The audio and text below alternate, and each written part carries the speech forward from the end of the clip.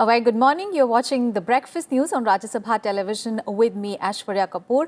Let us start the news bulletin with the headlines.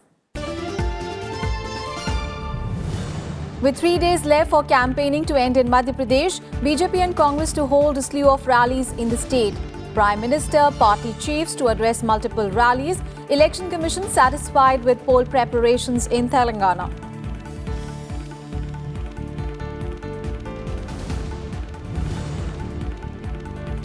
Nota to be treated as a candidate for the first time in the country's electoral history.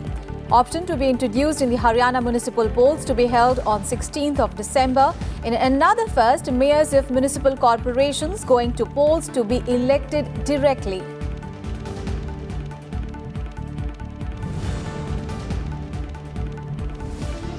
National Security Advisor Ajit Doval in China for 21st round of border talks with the Chinese Foreign Minister Wang Yi.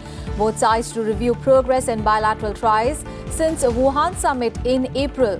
Focus on trade and maintenance of peace at the borders.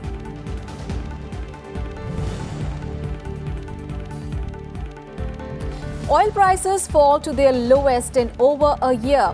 Over near $57 a barrel, Saudi Arabia pushes OPEC to cut oil supply by as much as 1.4 million barrels per day to prevent supply glut.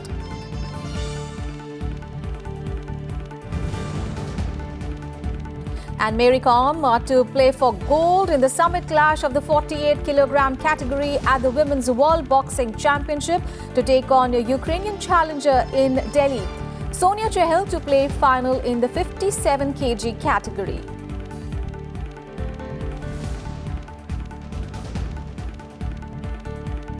All right, let's begin the news bulletin with all the news and updates from 5 election-bound states.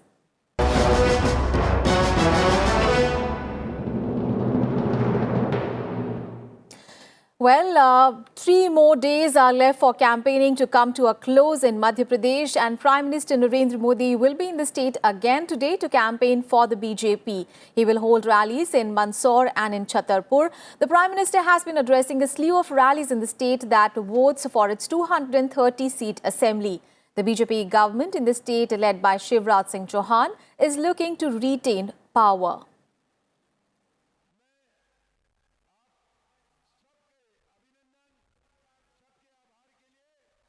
And not just the Prime Minister, BJP President Amit Shah will also continue his Madhya Pradesh campaign today as well. He will address rallies in Ashoknagar, Shivpuri, Bhind and Morena. On Friday, he addressed 4 public meetings in the state. Addressing a rally in Baghpat, he said it is the people of Madhya Pradesh to decide which government should be formed in the state. He added that during the Congress rule in the state, people suffered a lot, like lack of jobs, lack of electricity, while Shivraj Singh Chauhan has worked to provide electricity in each household. Shah also held public meetings in Chhindwara and in Seoni districts, saying that the BJP has worked for the overall development of the state. 5.5 crore गरीबों के घर में gas का चूल्हा पहुंचाने का काम ये भारतीय जनता पार्टी की सरकार ने किया है। 8 करोड़ गरीबों के घर में शौचालय पहुंचाने का काम ये भारतीय जनता पार्टी की सरकार ने किया है। 13 करोड़ युवाओं को मुद्रा बैंक की लोन देने का काम ये भारतीय जनता पार्टी की सरकार ने किया है। 12 करोड़ माताओं और बच्चों को टीका लगाने का काम ये भारतीय जनता पार्टी की सरकार ने किया है। हर ट्राइबल जिले के अंदर, हर ट्राइबल मंडल के अंदर 10 करोड़ रुपया भेजने का काम ये भारतीय जनता पार्टी की सरकार ने किया है। And Congress President Rahul Gandhi will address 3 rallies in the state today. His addresses will be in Sagar, Damoh and Tikamgarh. On Friday, addressing a rally in Vidisha, Congress chief announced that the party is winning in the BJP-ruled state, and within 10 days of coming to power, the new government will waive loans of each and every farmer. Rahul Gandhi also held public meetings in Bhojpur and in Budni districts. Remember, Madhya Pradesh will go to polls on 28th of November. Congress party की सरकार हर block में, हर district में आपके खेत के पास, आपके खेत के बिल्कुल सामने फूड प्रोसेसिंग का कारखाना लगा देगी। अब कोई किसान टमाटर उगाता है तो उसके खेत के पास केचप की फैक्ट्री, कोई किसान आलू उगाते हैं उनके खेत के पास आलू की चिप्स की फैक्ट्री, कोई किसान सोयाबीन उगाते हैं सोयाबीन के तेल की फैक्ट्री। पूरे के पूरे मध्य प्रदेश में जाल बिछा देंगे। किसान अपने अनाज को, फल को, सब्जी को डायरेक्ट जाके फैक्ट्री में बेचेगा। And staying with Madhya Pradesh, Home Minister Rajnath Singh campaigned for the BJP in Madhya Pradesh on Friday. Addressing poll rallies in Rewa and in Singrauli, he said that his party will be voted back to power in the state for the fourth straight term on the basis of good work done by the BJP government in the state since 2003. And accusing the Congress party of indulging in divisive politics, Rajnath Singh said that there was hardly any development in Madhya Pradesh under the Congress rule. And lauding the Shivraj Singh Chauhan government in the state, Rajnath Singh said that he is very popular and dedicated to the welfare of the people. And Chief Minister Shivraj Singh Chauhan addressed 12 poll rallies in the state. Madhya Pradesh, remember, will have a single-phase polling on 28th of November for its 230-member assembly, and the counting of votes will take place on 11th of December.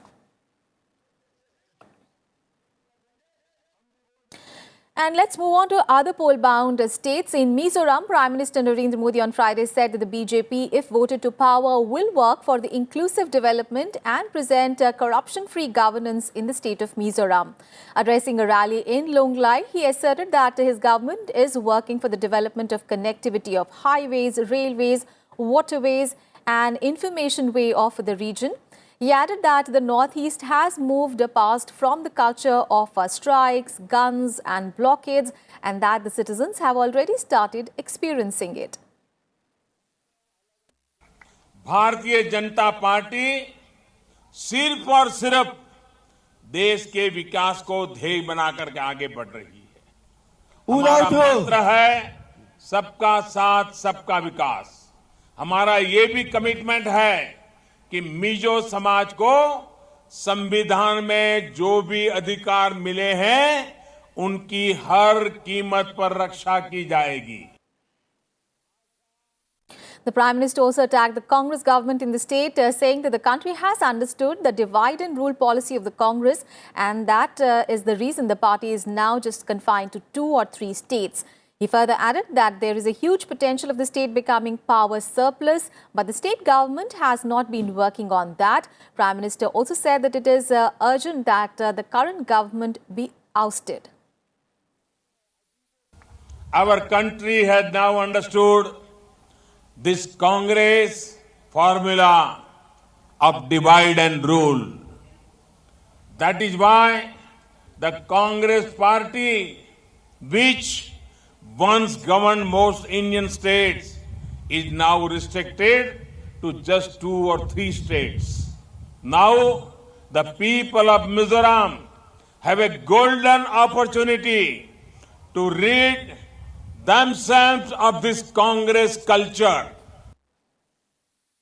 And later in the day, the Prime Minister also held a roadshow in Aizawl. Remember, Mizoram is the only Congress-ruled state in the northeast. An election to the 40-member assembly is scheduled for 28th of November.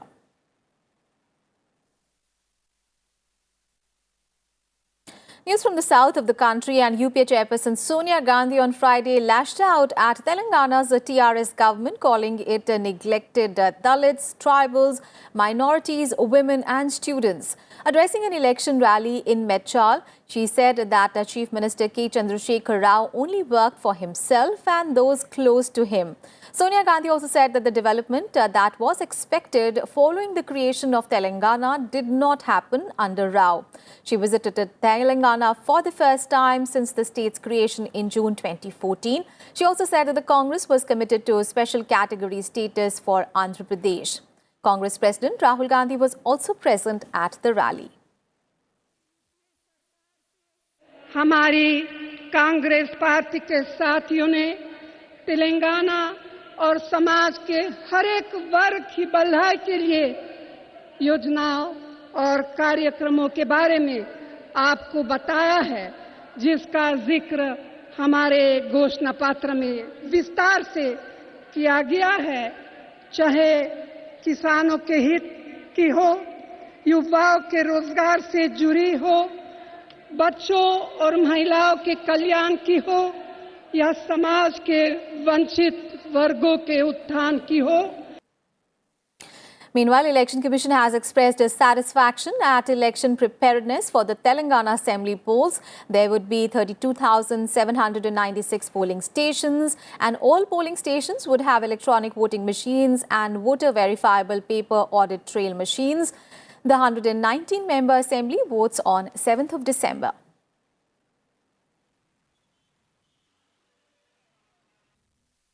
And in more election-related news, the BJP has lodged a complaint with the Election Commission against senior Congress leader CP Joshi for his alleged casteist remarks during a poll meeting in Rajasthan. Though Joshi on Friday apologized for his comments, the BJP rejected the apology. The party asked Congress chief Rahul Gandhi to expel him from the party. Rahul Gandhi has said on Twitter that the comments made by CP Joshi do not reflect and are contrary to the ideas of the Congress party, and that it should apologize. The Congress chief also asked the other party leaders to refrain from making such statements that hurt any segment of society. Remember, polls in Rajasthan are scheduled on 7th of December.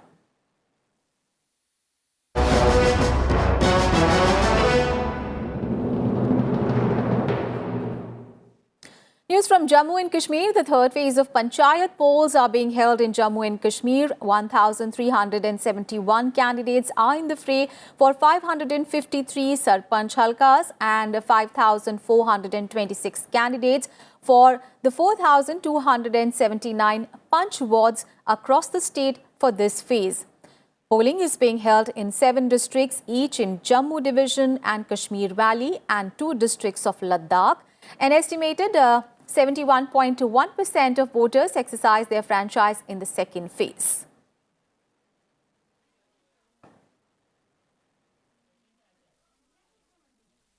And on to the other big story of the day. For the first time in the country's electoral history, Nota or none of the above will be a candidate. The fictitious candidate will be introduced during the upcoming municipal polls in Haryana. This will make it must for the winning candidates to secure more votes than those cast for Nota. Elections to the municipal corporations of Karnal, Panipat, Yamunanagar, Rohtak and Hisar will be held on 16th of December. And in another first, the mayors of the 5 municipal corporations also will be elected directly through unique multi-post electronic voting machines. If in the election, all the contesting candidates individually receive less votes than those cast for the fictional candidate Nota, none of the candidates will be declared elected. The polls will be cancelled and a fresh election would be held. If a contesting candidate and the Nota both receive equal valid votes, then the candidate and not the fictional candidate will be declared elected. But in case of re-election, if Nota again gets the highest number of votes, then the candidate with the second highest votes will be declared elected. All the main political parties in the state have said that they would fight polls on their respective party symbols.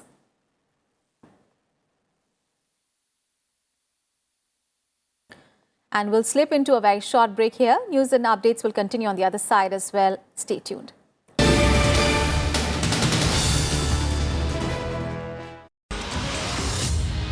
Today we'll take a closer look at the new industrial policy in the offing. It is at an advanced stage of consultations and fine-tuning. Many rounds of discussions have taken place with industrial bodies, even with the state government workshops at various locations. Honorable Minister has taken.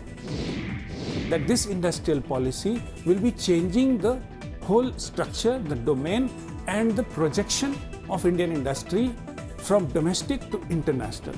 So this 360-degree change has to be looked at when you talk about this industrial policy. Create a liberal regime for IPR, wherein not just the innovator, the academia where the innovator is, and the industry both become stakeholder in the whole process. So everybody is getting some share of that IPR creation, the value that IPR entails.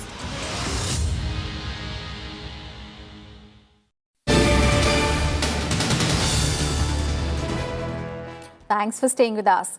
Prime Minister Narendra Modi has said that the Kartarpur Corridor could act as an important bridge between the people of India and Pakistan. Speaking at an event on the occasion of the birth anniversary of the first Sikh Guru, Guru Nanak, in Delhi on Friday, the Prime Minister said that the corridor and the resultant contacts could lead to a better future. He added that the people had predicted that, in fact, they had not predicted that the Berlin Wall would fall, saying that the importance of people-to-people contact cannot be undermined. In a significant decision, the Union Cabinet on Thursday cleared a proposal to develop a corridor from Dera Baba Nanak in Punjab's Gurdaspur district to the international border to facilitate Indian pilgrims to visit Gurudwara Darbar Sahib in Kartarpur in Pakistan. President Ram Nath Kovind, along with Punjab Chief Minister Amarinder Singh, will lay the foundation of the corridor at Dera Baba Nanak in Gurdaspur on 26th of November. मैं मानता हूं कि करतारपुर का ये निर्णय सन 47 में जो हुआ सो हुआ।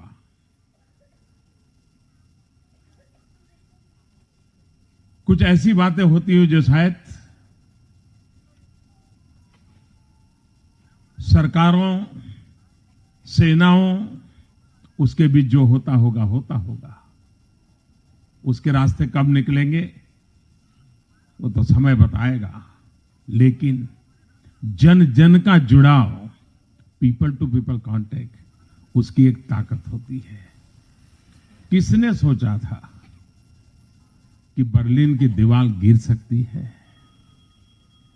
शायद गुरु नानक देव जी के आशीर्वाद से करतारपुर का कॉरिडोर ये सिर्फ कॉरिडोर नहीं, जन जन को जोड़ने का एक बहुत बड़ा कारण बन सकता है।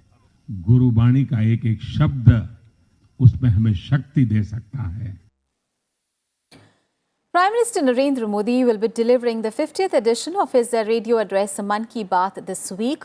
Through this one-of-its-kind initiative, the Prime Minister has managed to engage the country in numerous government initiatives as well as social causes, sparking a social transformation. So let's take a look at how his appeal of Beti Bachao, Beti Padhao resonated with the people and how it even rescued states with abysmal sex ratios.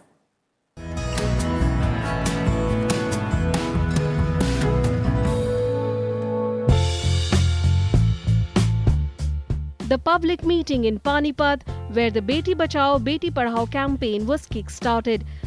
Prime Minister Modi called daughters the future and female feticide a blot on the nation. Taking up the theme in his Man Ki Baat address, he involved the country in a new initiative. आप जानते हैं, सरकार की तरफ से एक बेटी बचाओ बेटी पढ़ाओ कार्यक्रम चल रहा है, लेकिन जब सरकार का कार्यक्रम कोई व्यक्ति, समाज, गांव अपना बना ले तब उसकी ताकत कितनी बढ़ जाती है।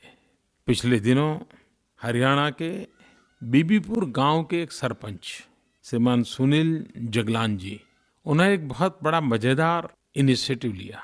उन्होंने सेल्फी विथ डॉटर इसकी स्पर्धा की अपने गांव में, और एक माहौल ऐसा बन गया कि हर पिता को अपनी बेटी के साथ सेल्फी निकाल करके सोशल मीडिया में रखने का मन कर गया। ये कल्पना मुझे अच्छी लगी। उसके पीछे कुछ कारण भी है। हरियाणा में बालकों की तुलना में बालिकाओं की संख्या बहुत कम है। देश के करीब 100 जिले ऐसे हैं जिसमें भी ये हालत चिंताजनक है। हरियाणा में सबसे ज्यादा। एक छोटे से गांव का सरपंच बेटी बचाओ अभियान को इस प्रकार का मोड़ दे तब मन को बहुत आनंद होता है और एक नई आशा जगती है। The Prime Minister asked parents to post selfies with their daughters. The selfies were only a pretext. The message was to prevent female feticide. At one time, Haryana ranked the highest in female feticide. In 2014, Sonipat district had just 830 females to 1,000 males. Post the Beti Bachao Beti Padhao campaign in 2015, the female count reached 867. In 2016, it was 902, and 2017 saw the figure reaching 937. By April 2018, the sex ratio reached 947 females to 1,000 males, just 3 short of 950, which experts consider a healthy average. And that's not just a story of Sonipat alone. It's a trend that's visible in other parts of the country as well. Clearly, the message of Mann Ki Baat has hit home. Bureau Report, Rajya Sabha TV.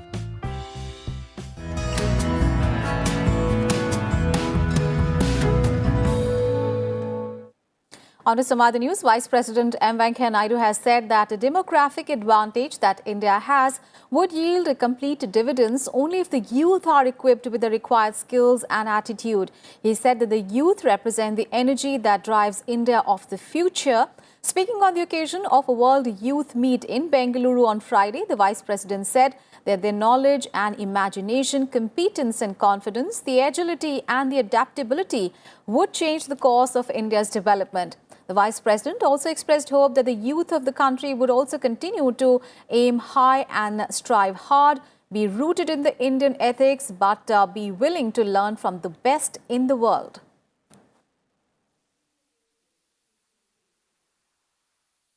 The entire world is looking towards India. They are all inspired by the growth story of India, and they are more inspired by the spiritual heritage of India. Why people are coming from abroad? Why people are coming to Swamiji's place for solace, for inspiration? Because this culture, this heritage, this tradition, this spirituality gives them the needed solace. We must continue it through our life, through our behavior, through our service. We must pass on that spirituality to our younger generation and newer generation. We are here to celebrate the great Guru of the modern times' birthday. We should get inspiration from his life and then be inspired to make the life of other people more happy. That is the message of our Guru. As I told you, we are an aspirational India. 65% of the Indians are below 35 years. They are aspirational. We should guide them properly. And I am happy to see many youngsters here for the World Youth Meet today. Youth represents the energy that will drive India of the future. On to the other top story this morning. National Security Advisor Ajit Doval arrived in China on Friday for the fresh round of border talks with the Chinese Foreign Minister Wang Yi. Both the sides would review the progress in bilateral ties since the Wuhan summit in April. Doval and Wang are designated as special representatives for border talks between India and China. The officials maintain that this round of talks may focus more on reviewing the progress on trade and maintenance of peace at the borders. Negotiations between the special representatives are regarded highly significant by both the countries as they cover all aspects of bilateral ties, besides making efforts to resolve the vexed border dispute. The India-China border dispute covers 3,488-kilometer-long line of actual control, or the LAC. News from Pakistan now, where Prime Minister Imran Khan has ordered a complete inquiry into the attack on the Chinese consulate in Karachi. Khan condemned the attack in a statement and ordered a complete inquiry into the incident, saying that the elements behind the incident will be unearthed. 3 heavily armed suicide bombers attacked the consulate, killing 4 people, including 2 policemen, before being shot dead by the security forces.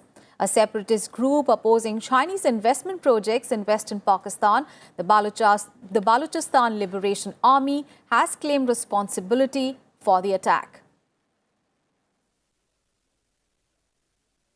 And China's foreign ministry has also strongly condemned violent attacks on its diplomatic missions after the attack on its consulate in Karachi. Chinese staff at the consulate all the staff at the consulate was safe. Remember, the assault was the most prominent attack in Pakistan against its neighbor and ally China, which is pouring billions of dollars into the country as part of its Belt and Road Initiative. China also sent condolences to the 2 security guards who were killed in the attack. The United States also condemned the terrorist attacks and said that it will continue to look for opportunities to cooperate with Islamabad to counter regional threats.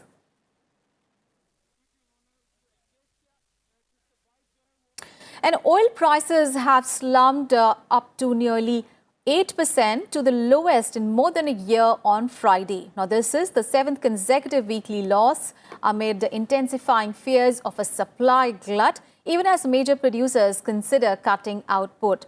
Oil supply, led by U.S. producers, is growing faster than the demand, and to prevent a buildup of the unused fuel, such as the one that emerged in 2015, the organization of the OPEC, the petroleum exporting countries, or the OPEC, is expected to start trimming output after a meeting on 6th of December.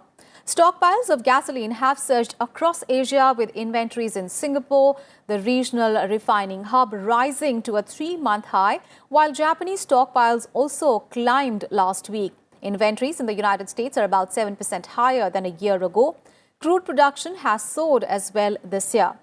And adjusting to the lower demand, top crude exporter Saudi Arabia said on Thursday that it may reduce the supply as it pushes OPEC to agree to a joint output cut of 1.4 million barrels per day.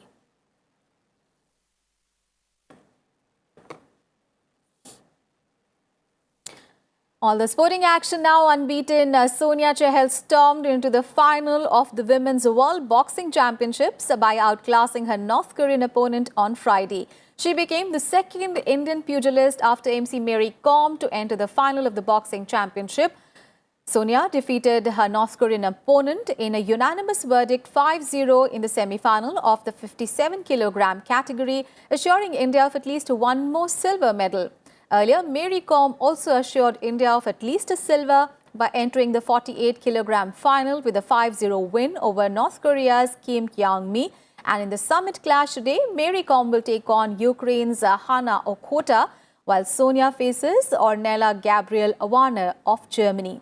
However, Simranjit Kaur settled for a bronze after losing to China's Dao Dan in the 64-kilogram semi-finals on Friday.